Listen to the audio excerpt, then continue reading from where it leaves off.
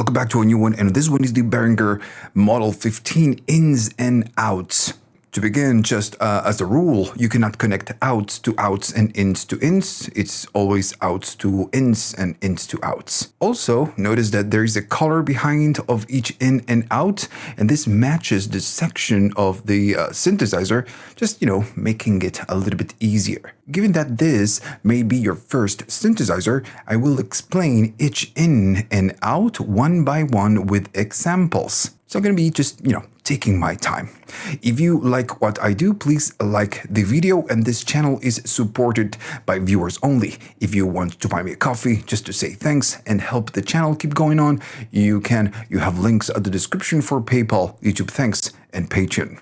I'm going to begin with the mix and the noise. You have all the mix right here at the top, all the ins, mix 1, 2, and 3, and then you have the noise out. So on your synthesizer, your oscillators will go out to the mixer of 1. The 2, of course, is the oscillator 2, and then on the 3, by default, you have white noise. But you can connect whatever is that you want to the mix 1, 2, and then 3, and just replace the internal wiring, maybe with, something else. Now, you need to remember that every time that you connect something to the mix 1, 2, or 3, you're just kind of severing that connection, so you get no sound. If I plug something to the mix 1, just mix 1, which is the oscillator number 1, even if I go all the way up and I keep this one disconnected, if I play a key, I get no sound. It's because I'm just killing that connection. So whatever sound that goes through here, I killed it, and now nothing is going through the filters and out of the synthesizer. So if you connect something to that in, you need to connect something to the out. So a good example of this is the noise. By default, the noise right here is the mix number 3, and you get white noise. If I go all the way up and I play something, maybe I need to go down on the other ones, we get white noise. Right here on the output, you get the output of the white noise, and then you get the output of the pink noise. So if by default we get white noise, what we can do, we can take the pink noise and plug it in on the mix number 3. So now, instead of getting white noise, I'm going to be getting pink noise. Cool. If I disconnect it, the default wiring is white, or if I connect it, it's going to be pink.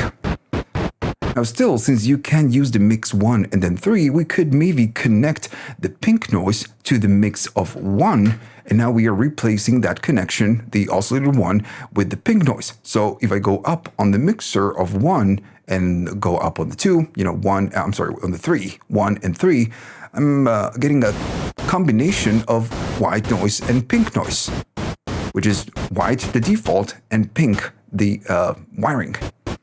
Our wiring.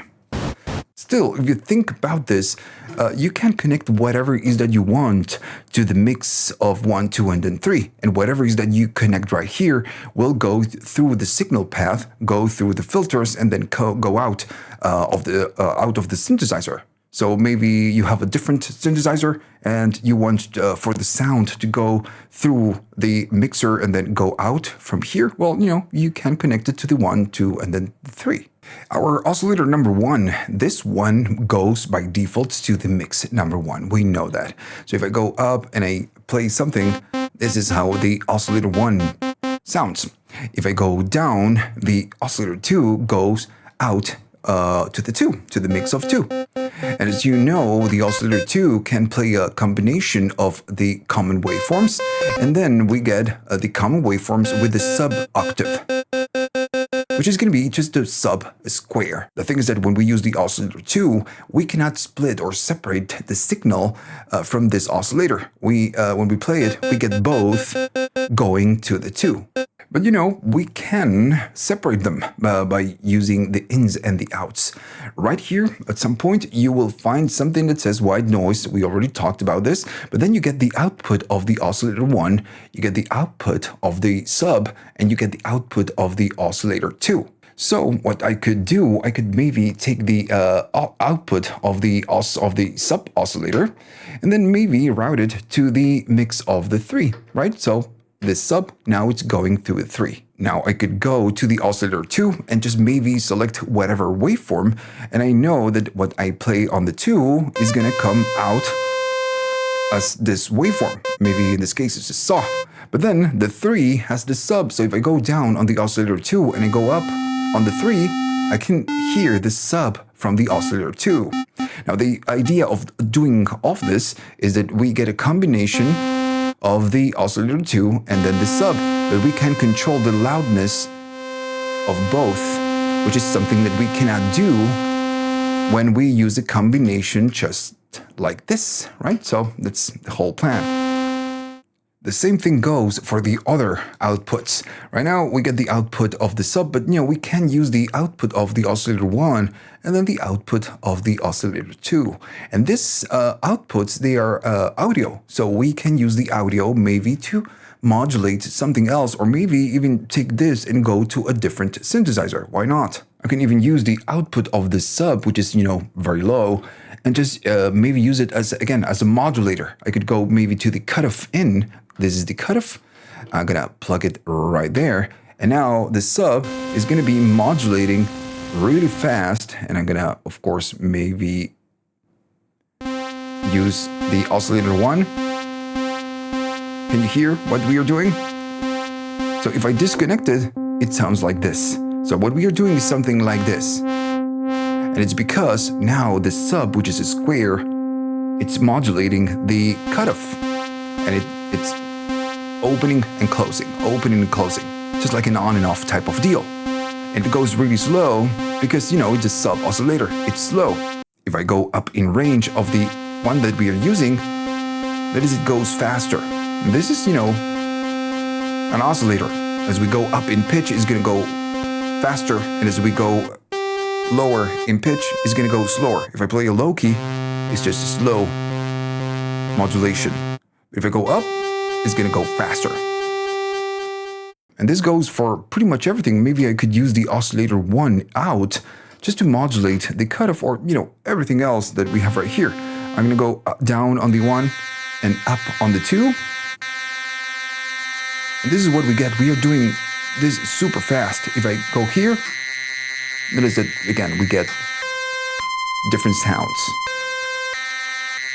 Now, you cannot argue that it's just maybe a little bit too aggressive. It sounds cool, though, but it's just a little bit too aggressive. So, I guess now we need to talk about one of the most important ins and outs that you have right here, which is the attenuator. And okay, so I'm using the oscillator number 1 on saw, and this is the only one that is up. The cutoff 50%, and the 3 are all the way down. So we need to talk about the attenuators. You have the ATT in and the ATT out, and these ones are really related to this one, this control that you have right here. If we take as an example, the same thing that we did a couple of minutes ago, take this sub out and go to the cutoff in, with this sub is going to modulate the cutoff, this cutoff. If I disconnect it, it sounds not that aggressive. But if I plug it in, we can hear the modulation. And it's, again, super aggressive. And that's fine. If that's what you want, that's okay. The thing is that the attenuator can work as a middleman, controlling the intensity of the modulation, which is something that we cannot do right now. We take the sub out and go directly to the cutoff. There's no control in between. Instead of going directly, we can go through the attenuator, right? So I'm going to take this sub out and go to the attenuator in right here. So now the sub is going to this control. Now, if I play something, nothing happens. But now we need to go from this control to modulate the cutoff, just like we did before. So, right, that's why you have an attenuator in, an attenuator out. You take your modulation, you go to the in, and then you need to go to the out to someplace else. In this case, we are doing cutoff. So, okay, I'm going to go to the cutoff. And if I play it now, we get nothing. So this one, again, is a middleman. That's why it's called attenuator. It will attenuate. So if I go up, notice that we get the modulation, but now it's super controlled. We can control the intensity or the depth of whatever it is that we are trying to do. If I go really aggressive, we get the same thing that we had before. But again, we can do just a tiny little bit. With the attenuator, notice that you can go into negatives. In the case of the modulation that we are using right now, it doesn't matter if we go into positives or negatives, it's just the same effect. But some of the sources going into negatives or positives will really matter. In this case, again, going up or down, it doesn't matter. We are using it to attenuate the effect. Now, if you think about this, we already have a lot of attenuators right here. If we take the LFO with the pitch mod and the pulse width and everything else, this will output with the internal wiring a modulation. And if I play something and I go up, nothing is going to happen. We need to go to the modulation. So this is the attenuator of this. This will decide how much depth or how much modulation we take from here when we apply it to whatever it is that we want to do. Well, this one works the same way. The envelope amount will take the envelope and modulate the cutoff. How much we want to do, well, depends on this knob. This is the depth control. Well, the attenuator works the same way. If we want to do less, we do less. If we want to do more, we do more. Hopefully you get the idea. And again, I assume that you're starting with this, or maybe you're new to synthesizers and, modular type of synthesis. So I'm going really slow. And it's very important for you to understand how attenuators work, because they are kind of wild cards. Or custom knobs that you get to control, or maybe custom depth controls. And they're super, super important, because sometimes you will want to run a modulation that it's really crazy and it's maybe way too aggressive. So then you go to the attenuator and you can control it a little bit more. Okay, you have the oscillator 1 CV in and the oscillator 2 CV. Why CV? Well, it's control voltage. And what you would do on this ones, you modulate the pitch of the oscillators. And if you think about this, is what you pretty much you have right here with the LFO. You provide some modulation and you modulate the pitch of both at the same time. But on the ins, you get independent control, and maybe you want to modulate, let's say you want to modulate the pitch of the one. Well, you can without modulating the pitch of the two. Like I said before, this is CV, it's control voltage. So whatever voltage you input to the one or the two will affect the pitch. I could even take the attenuator, this one that provides, voltage, and modulate the pitch. And I'm going to do just that. I'm going to take the out of the attenuator, I'm going to patch it in, and I'm going to go to maybe the one, which is the one I'm using. And if I play it, just play a key, I'm going to move this one, and notice that it's modulating the pitch. And we don't get semitones. This is linear type of modulation. And I'm not taking an LFO anything. This could be an LFO, right? So whatever you output and you input right here, well, to the oscillator 1 CV or 2 CV, will just, modulate the pitch. And of course, same thing goes for the 2. If I go to the number 2, go down on the volume and go up on the 2, and I modulate this, we get the same result. Cool. Now, as I play this and I go maybe down on this one, I'm going down in pitch, and at some point, we are going to be getting a very clicky type of sound. There we go. So it's super clicky. And it's because the voltage is low, and this makes the oscillator go really slow. And that's why it's called, or maybe we can call it, a low frequency oscillator. And if at this side of the synthesizer, you cannot see it, we have a low frequency oscillator, and it works the same way. It's an oscillator going really slow. Now, of course, with this concept, since we are making the oscillator 2 go really, really slow, we have the output right here. So we could take maybe the output of the oscillator 2 and use it as an LFO source. Let's say I'm going to take the oscillator 2, I'm going to just patch it in and take it to the cutoff in. And now, if I play something, of course, I'm going to go down on the oscillator 2, and I'm going to bring the number 1. Notice that we get the modulation. we are just moving or modulating the cutoff really fast. Remember that this is the oscillator 2, so if I change the waveform, we get it. And if we change the attenuator, we can make the LFO go fast, or even, go super fast, or super slow, super fast. And we get, pretty unique sounds.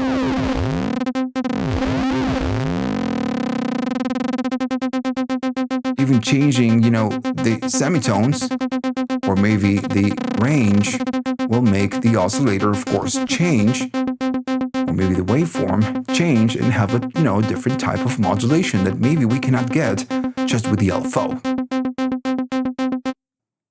Since we can modulate the CV or the control voltage of the oscillators, we can do the same thing with the pulse width.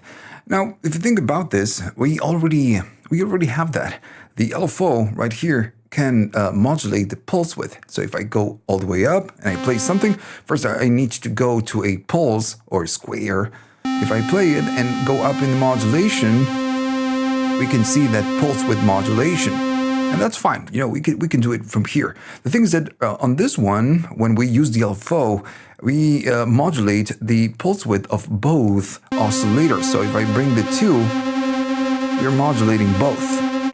So from within the ins and the outs, you get the pulse width modulation in for the oscillator 1A alone. So I'm going to keep maybe all the way down, all the way maybe up on the 1.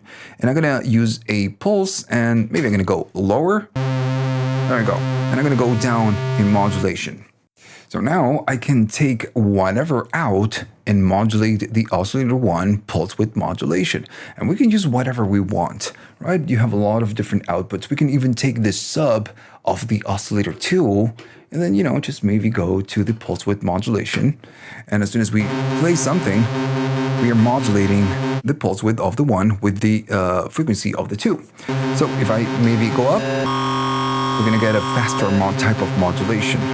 Or we can use a different instruction to modulate it. Of course, since we are using the sub, it will be always square. But, I can use the oscillator 2 out, and now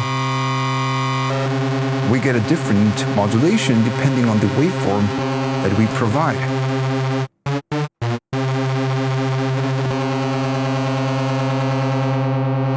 Cool waveforms, right? So we can modulate the pulse width of the 1. Then, if you keep going down, you have the same idea, but it's going to be oscillator 2 FM. So this means that we can use something that we have right here, whatever, it doesn't matter, to modulate the frequency of the 2. And this is linear FM. Let's say I want to take the oscillator 1, which is, again, audio rate, and I can go to the oscillator 2. So now the 1 is modulating the FM of 2. I'm going to go down on the 1, on the volume of the 1, and I'm going to go to the 2. I'm going to make sure that, this one, it's on saw, no detuning, no fine tuning, and I'm just going to make it to 16. So if I play it,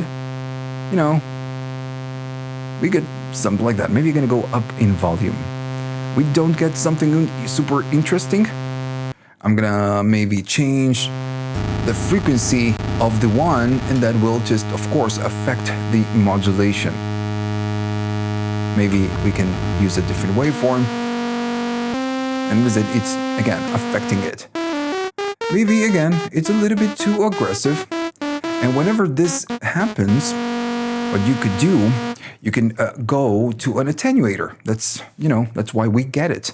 So I'm going to go the out of the oscillator number 1. I'm going to go through the attenuator, and then from the attenuator, let me get a cable, out, I'm going to go to the in of the oscillator 2 FM. If I play it, now we get something else. And again, remember that the attenuator attenuates. So if it's too aggressive, we just can't get something in between and get the effect that we want.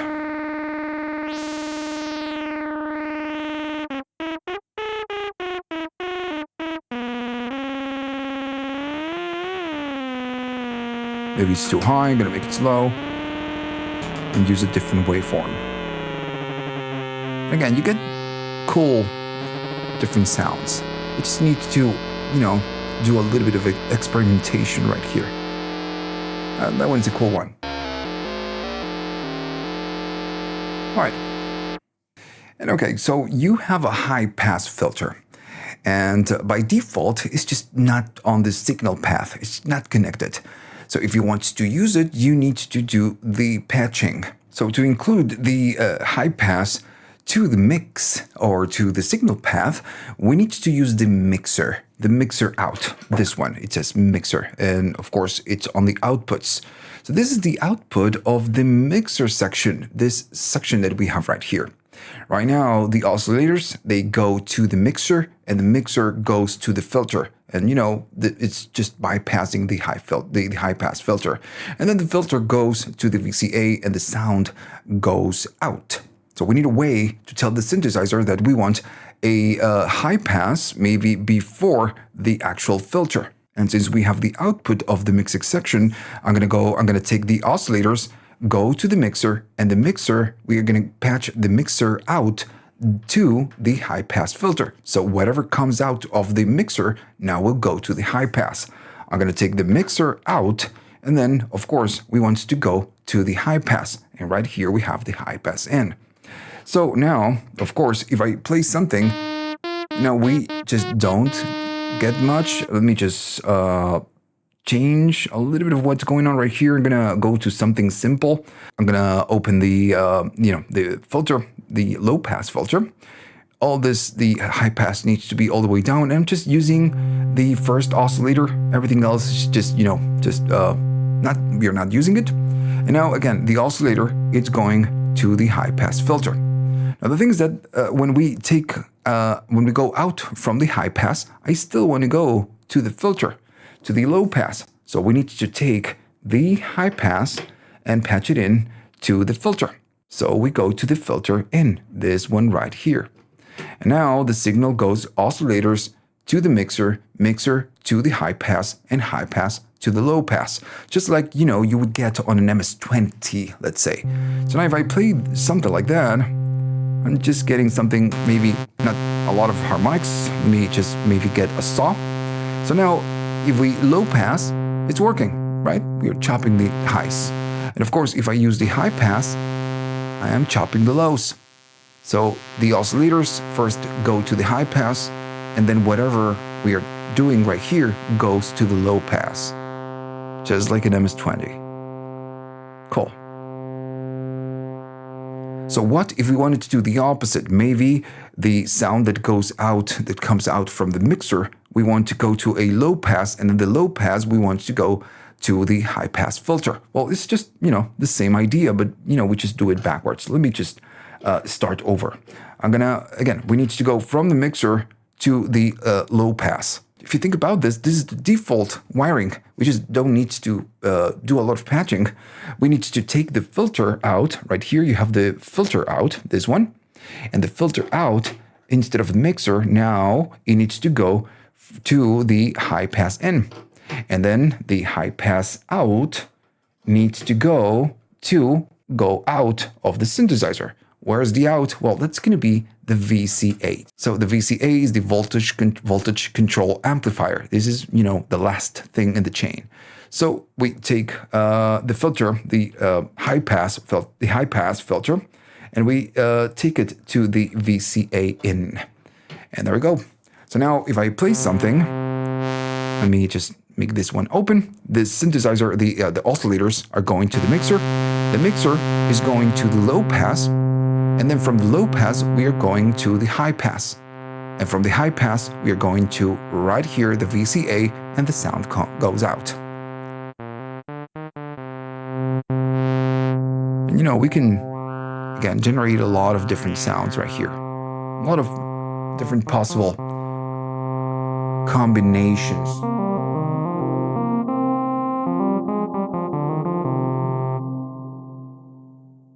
Okay, so let's just keep moving forward. Then you have the red ones are going to be the filter out. Then you have the filter in, and then you have the envelope amount and the cutoff. And again, the color red means that this belongs to the filter. For the low pass for this filter, the red one, the output means that whatever sound that goes into the mixer then goes into the filter will go out. In our case, it goes to the actual, amp stage and then goes out of the synthesizer.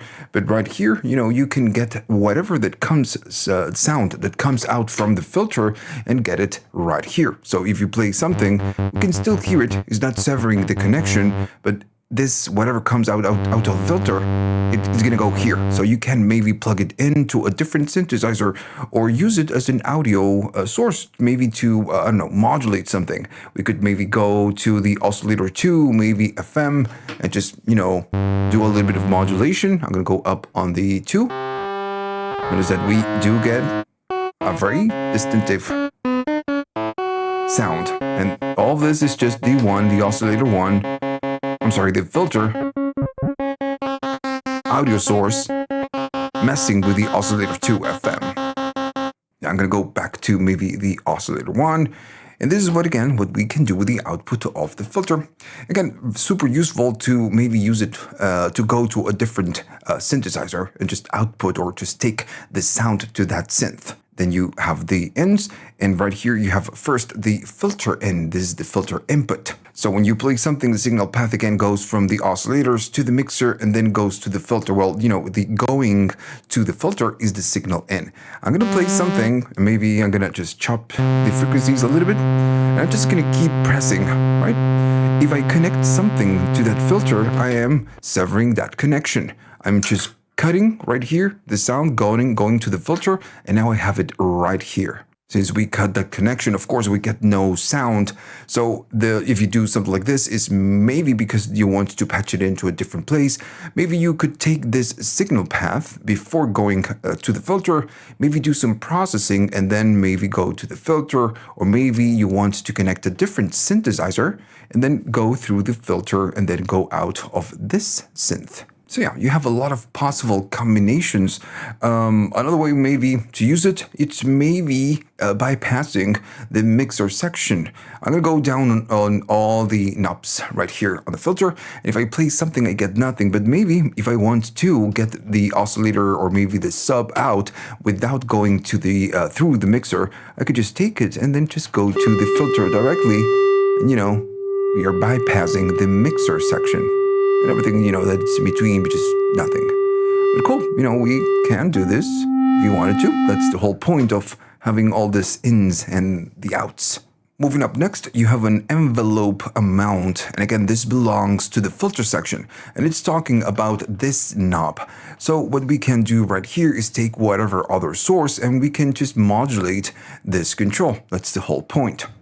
So maybe we could take an LFO, that's something that we could do, or maybe again a signal from a different synthesizer and just mess with this control, or use maybe a sub. Why not? The sub of our oscillator. I'm gonna just take it and then just put it on the envelope mount. I'm gonna put it on 2K and I'm gonna say nothing right here on the envelope mount, and I'm gonna use just the number 1. So if I play it, can you hear that it's just a little bit different? So we are just modulating this control. That's the whole point.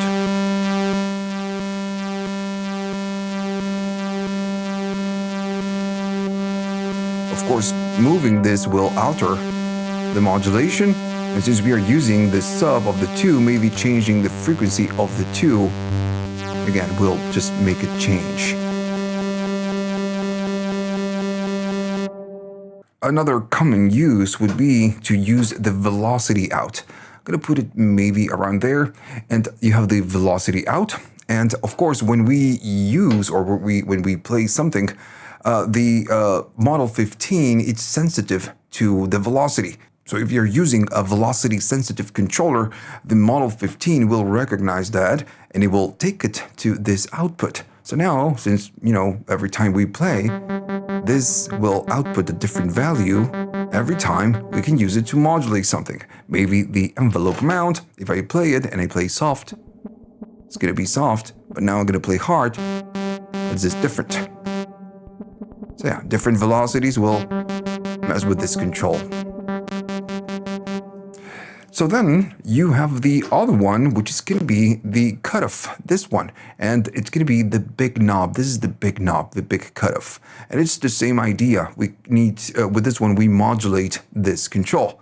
We are already doing it, with the envelope amount and this envelope, but, we could take a different, just a different instruction. I could go maybe to the velocity, same thing we've been doing. I'm going to take the velocity out, I'm going to take it to the cutoff, and now if I play soft, it's going to be soft, and if I play hard, it's going to be super hard. It all depends on the controller. The controller I'm using right now, it's not so great with velocity. I don't know why, but it's just what it is. But if I play soft, we get less, and if I play hard, we get more. Right at the bottom, we have the LFO Out, and this one is just pretty simple. It's the only LFO that we have available on this synthesizer. If we take a look, we have the pitch modulation that comes from the LFO, that we can modulate with the LFO. We can modulate the filter, and we can modulate the pulse width. And all this, of course, it's with this control. We use one of the waveforms. This is the LFO waveform. And then, of course, we have the rate. The thing is that when we provide a modulation, this will modulate the filter, and this will modulate both oscillators, both. And this will modulate both oscillators as well. The whole point is to avoid whatever we have right here, not go through the modulation, and just take the LFO right here, the output of the LFO, and just, modulate something with this control. And again, we can do whatever we want. Now, the thing is that when we use the internal or the default wiring, we do have an attenuator right here. So when we run a modulation, we can decide how aggressive the LFO is. When we use it directly, we have no control. There's no attenuator. So if I'm going to just show you. I'm going to just plug it in, LFO out, and we could maybe go to, the oscillator 2 control voltage. So it will modulate the pitch of the oscillator 2, and maybe I'm going to go to 8. And notice again, it's super aggressive, goes really high and really low. So this is like the perfect scenario for an attenuator. So I'm going to take the LFO out, I'm going to go to our attenuator in, and then I'm going to take the attenuator out to the control voltage of the oscillator 2. Right, so I'm going to plug it right there, and now if I play it, we can control it with the attenuator a lot more. And I guess I'm not getting it because I need to push. There we go. So it's super aggressive, but it can just do just a tiny little bit.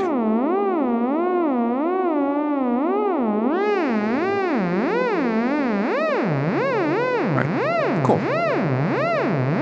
So now, maybe you're wondering why do I care about modulating the pitch of the 2? I can do it from here. Well, we are modulating the pitch of the oscillator 2 alone. So maybe I could bring the oscillator 1, and that one is not being modulated. And go down volume on this one and just, keep the 2.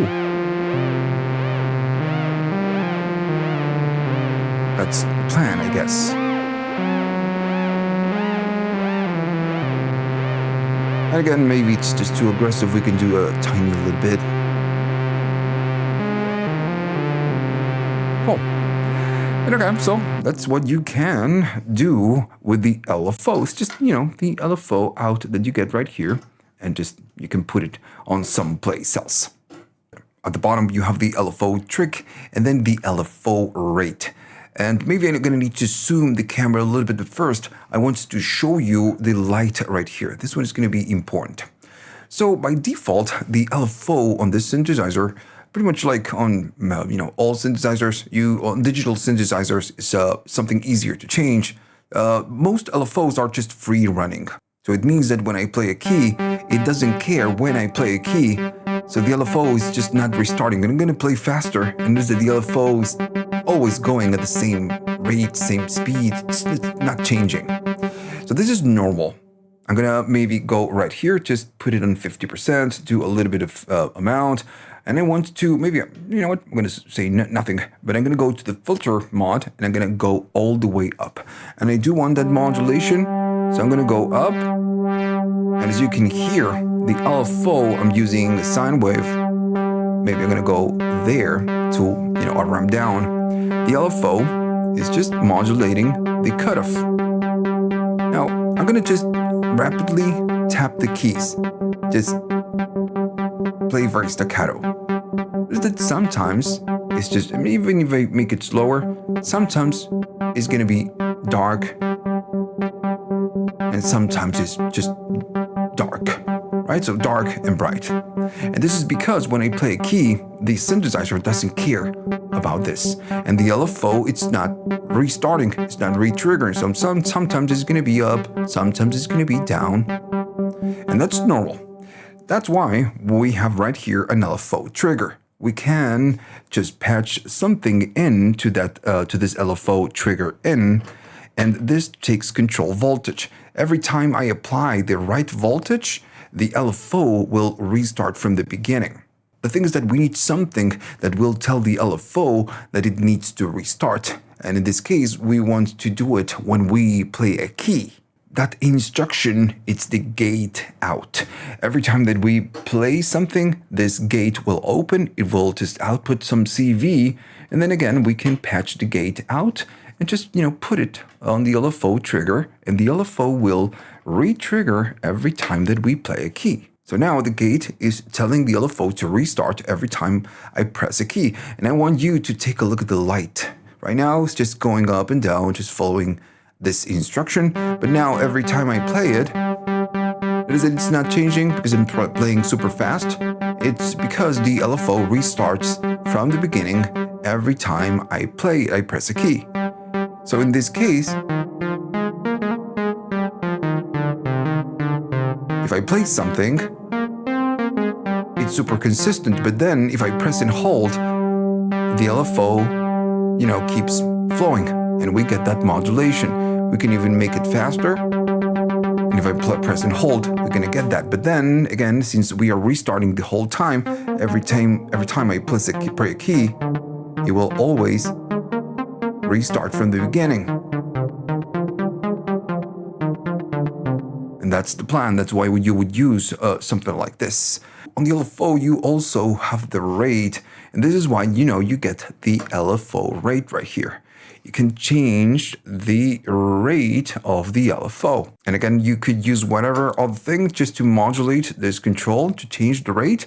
And maybe we want to do it with the velocity. I'm going to use the velocity out, and I'm going to put it on the rate in. Since every time that we play a key, if we are using a velocity-sensitive type of controller, is going to be outputting different values depending on how we play the keys. So if I play very soft, it's gonna go super slow. But if I play hard, the rate is super fast.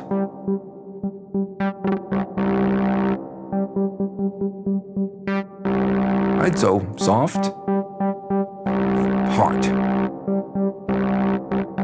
This is just, just an idea, just a demonstration. The main plan right here in this video is just to show you what this in or maybe out it's all about. Then, of course, you need to just play around with the ins and the outs. And no, you cannot break the synthesizer just because maybe you made a mistake, or maybe you plugged an out to an out or an in to an in. You're not going to break it. So just go wild and, start patching. Just do crazy things. Now, before we move on, you have the note CV right here. And notice that it's just the same color as the velocity and then the gate. So we take an instruction and then we go out and we do something else.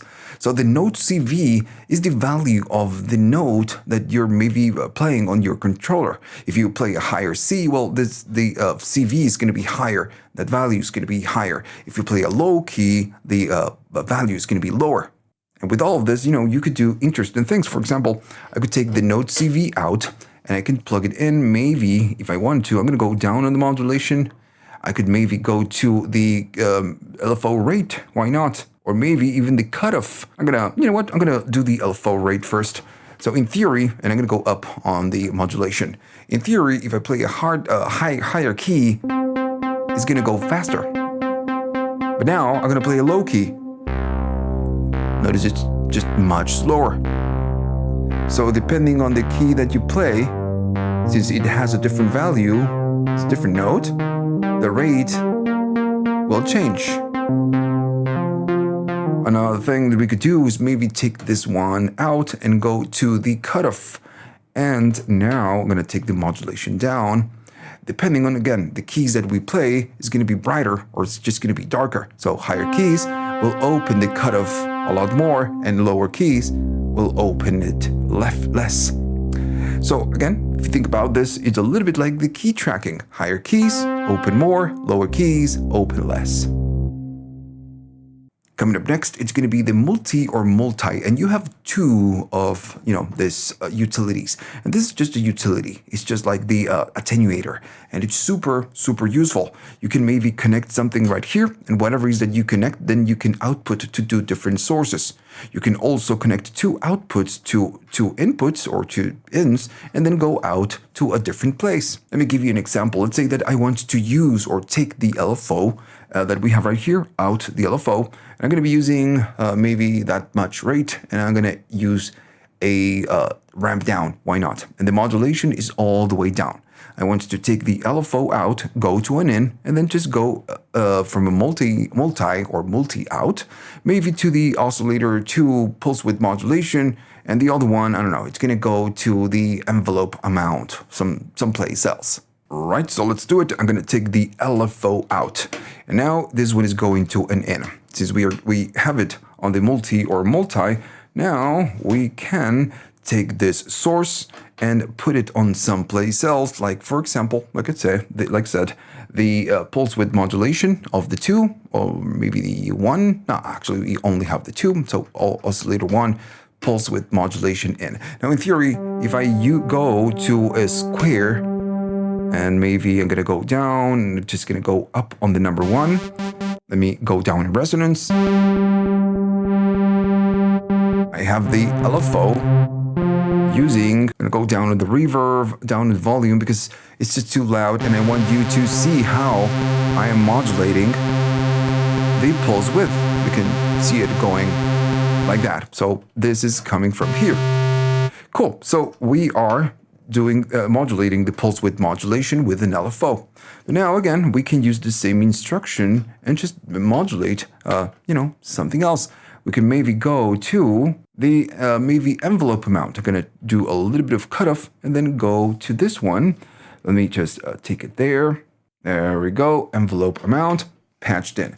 So if I play it, we are doing with one LFO to different running, going to do different modulations.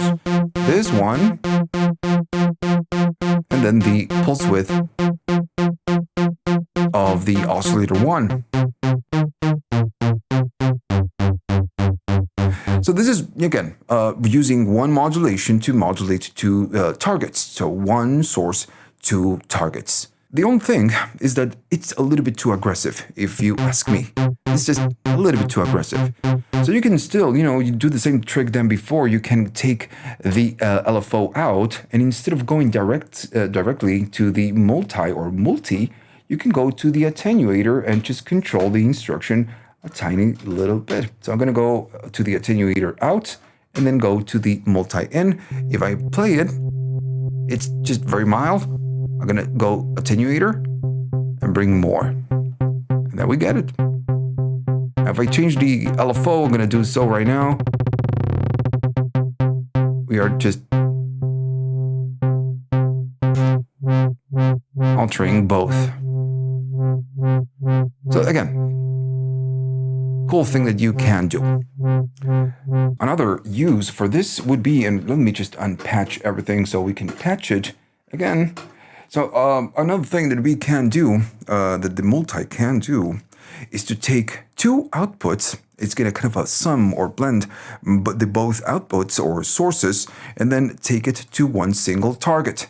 And if you think about this, what can we use? Well, we can, I'm going to put it right here, we can use the LFO as a modulation source, and I'm going to put it right here. So then, what else can we use? Well, we could use a different modulation source, like sample and hold. Maybe we can use an envelope. Why not? We have the EMV right here, which is the envelope, and it's, of course, this envelope, the only lonely envelope that we have, and we can, again, put it right here. So now it's the opposite. We have two outputs going to the multi or the multi. So now we can just take the last out and this just modulate something else. What am I going to do? Well, maybe I'm going to go to the cutoff so we can just modulate the cutoff. I'm going to go there and just patch it in. Now, if I play it back, we get something, we can hear and see the modulation, and I'm only using the oscillator 1. The thing is that, again, it's maybe just a little bit too aggressive. Maybe it's a better idea to go through an attenuator. But, if I use, and I'm going to put it on, the VC8 on, and this is what happens. I'm going to maybe go sustain all the way down, a little bit of release.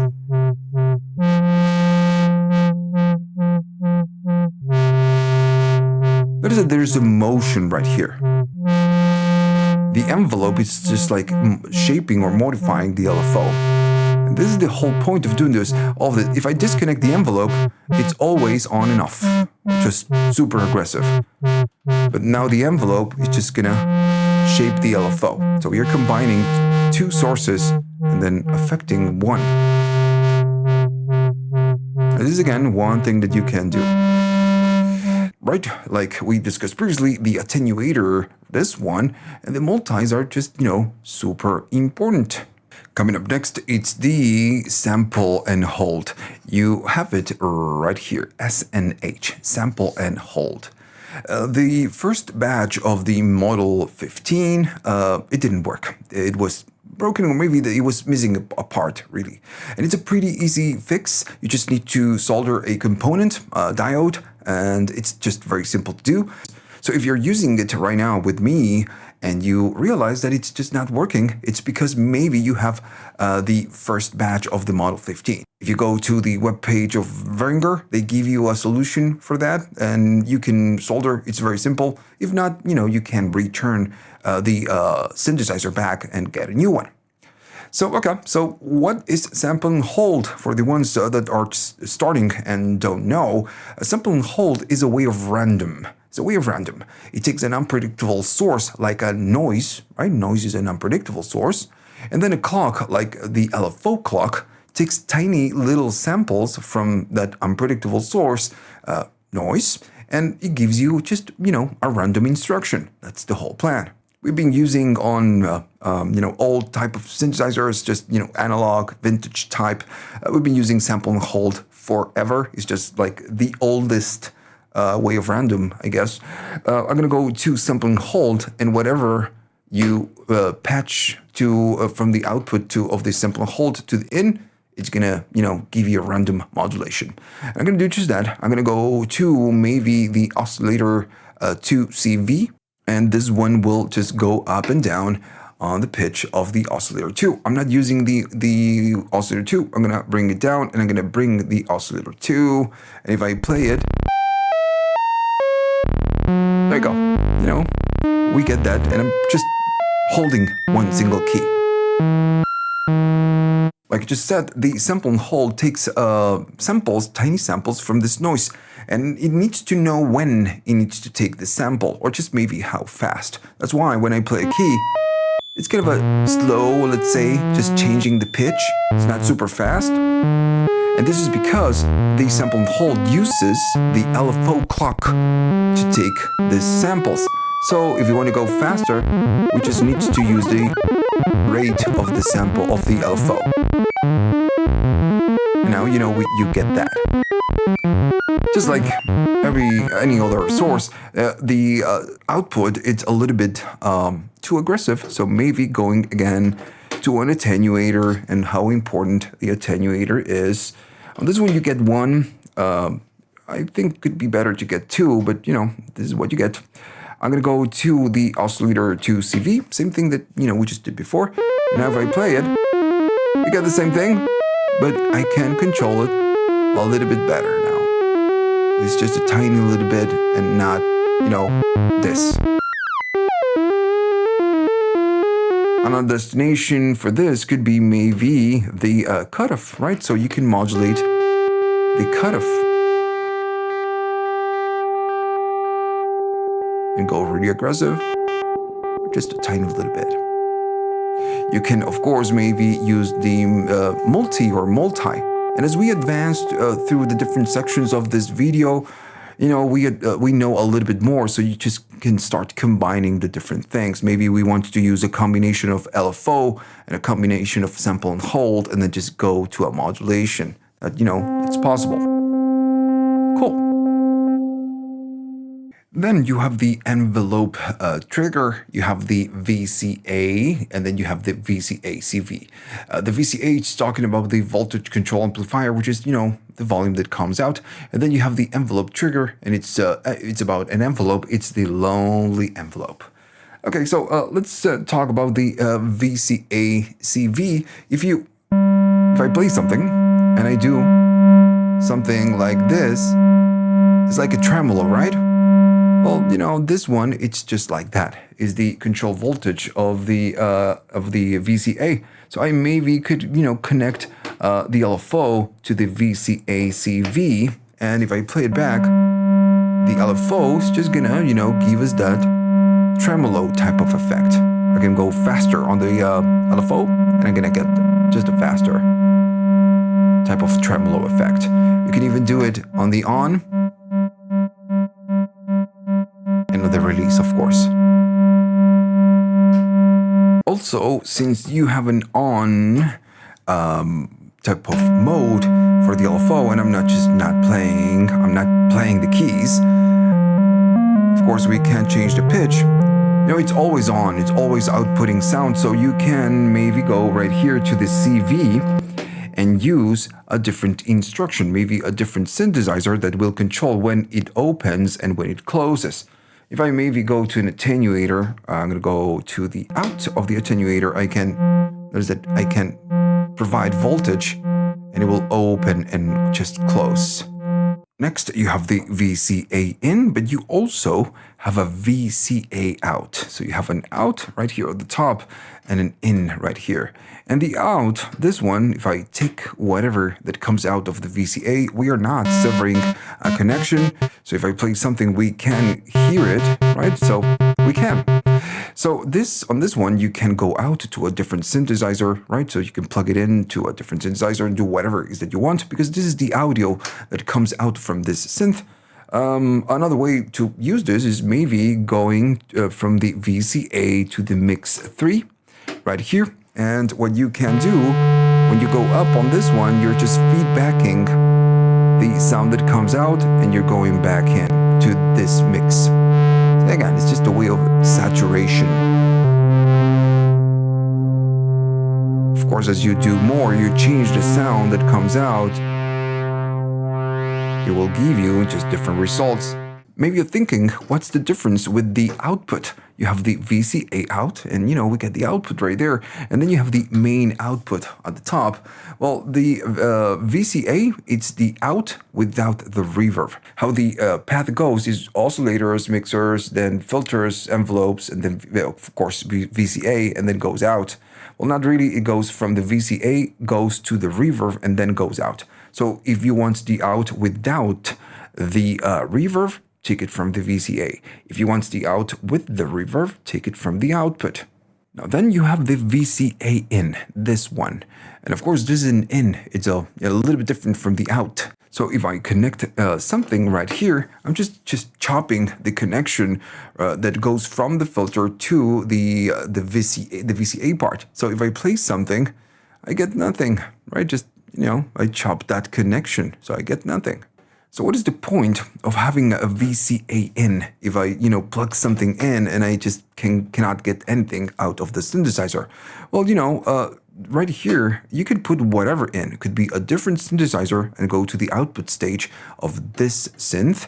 Or maybe, take the filter out of this synthesizer. You're going to take the sound from the filter out maybe to a PA or maybe to an effects pedal, something like that. And then when you come back, of course, with a different cable, sorry for that, just bump the camera, you're going to go back into the VCA with the sound, with the processed sound. So that's one very common use of the VCA in. And the other thing that you get right next to the VCA is going to be the envelope trigger. It says trigger, it's trick or trigger because it will trigger the envelope. Right now, when we, of course, the envelope triggers when we just play a key, and it's a little bit too aggressive. I'm going to go down on this and just maybe keep the LFO, the oscillator number 1. So every time we play a key, the envelope will trigger and it will do its job. That's the whole plan. If we patch something into the envelope trigger, now we are killing that connection. So nothing, it's triggering the envelope. So if I play a key, you're not getting it.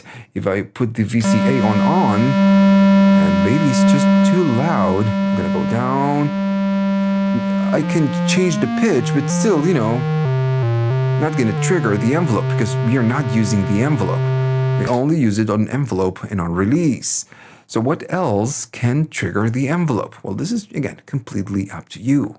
You can even manually trigger the envelope with an attenuator. I'm going to put it on the attenuator out. And now I'm going to play a key and we send some voltage. And it is that every time I just output some voltage, I'm just opening the envelope or triggering the envelope on demand. Maybe I want, just an LFO. And now the LFO is just going to trigger the envelope.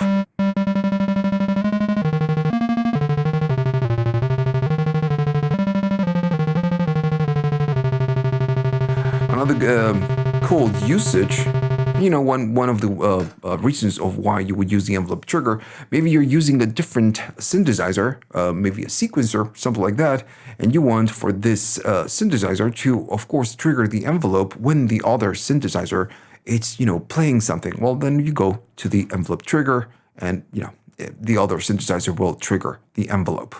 Right, so we are almost done. At the bottom, we have the ARP sequence on. Then we have the ARP sequence, and it's a rest for rest because we have a rest on the sequencer. Well, I don't think so. This is the reset, and the other one is going to be the sync. And of course, since you have a sync in, you also have a sync out.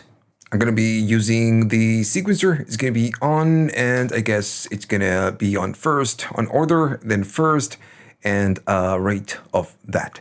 So if I play it and I just play a key, I have a tiny little sequence going on. So let's talk about the first one, the one that says ARP and then sequence on. So this one will receive some voltage. And depending on the voltage that it receives, it will just turn on or off the sequence. Or the ARP is about this section. It's just going to turn it on or turn it off. Notice that right here it's on, so it's going to be off or it's going to be on, depending again on how much voltage it receives. I'm going to just, turn it off and just show you that it depends again on the voltage. I'm going to go to the LFO, and the LFO now is going to just turn on. And notice that when the light, I'm going to make it slower, just so you can see it. When this one, it's on, and then it's off when it's off. So every time this triggers the right amount of voltage, the sequence will just turn on or it will just turn off. So if I play something, and even, if I can hold it and I play it, when it's on, of course, it's going to play, but then when it's off, it's just, going to turn it off.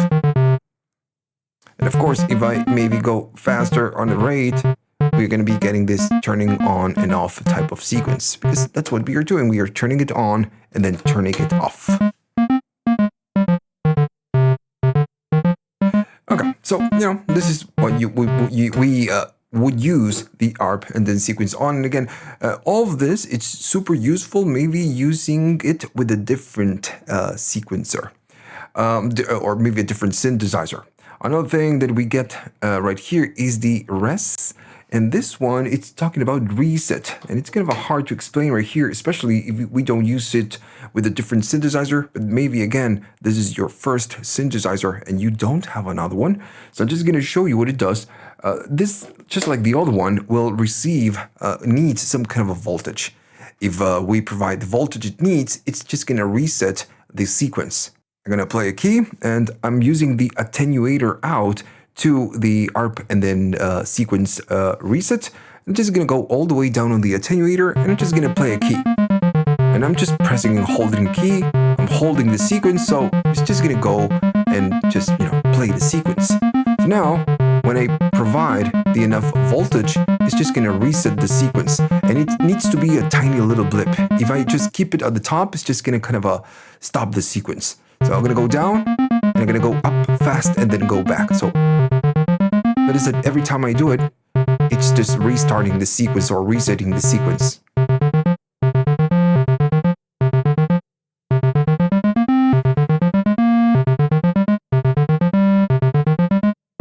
Like I said before, this is maybe useful if we use it with a different sequencer, and it will instruct in when the sequence needs to restart.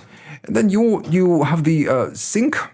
You will need to go either, maybe not to the manual, to connect it through USB at the back, and you have the application for the synthesizer, and you can decide how it can sync and the values.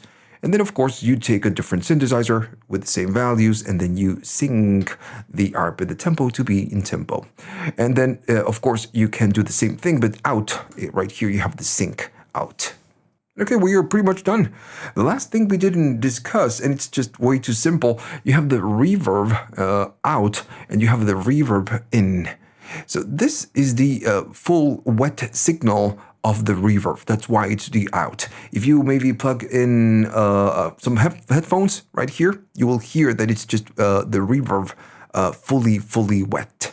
And then on the other side, you have the in, and the in is the input of the reverb. So if I connect something that makes sounds or makes a noise like this sub, notice I'm not playing anything and the envelope is on. So the oscillator 2, that again constantly outputs sound, will go to the reverb. And if we crank it up, we can hear the reverb just taking that oscillator. This is again could be a good source to maybe use with a different synthesizer, or even this one. Maybe I'm going to keep the reverb on 50%, and there's a constant playing back of the sub. But then I can just play at the top, but this sub goes to the reverb. That goes to the reverb is just constant. All right, so that's pretty much it. Okay, so we are done on this one. And the main purpose of this video is just to help you to understand each of the ins and the outs. Just maybe with one single example. You know the basics. Now you need to take that and just, do some experimentation, create some sounds, do some, go crazy. That's the idea of all of this. Just go crazy. And if it doesn't sound right, you just, unplug it and plug it in. You know the basics. Still, I know it's just a little bit hard to learn and to create cool sounds and all of that. So I'm going to be creating or just, recording a few videos, just doing sound design. And of course, I'm going to do a lot of patching. So you will get a lot of practice from those videos. If you like what I do, please like the video. This channel is supported by viewers only. If you want to buy me a coffee to say thanks and just, help the channel keep going on, you can. You have links at the description for PayPal, YouTube Thanks, and Patreon.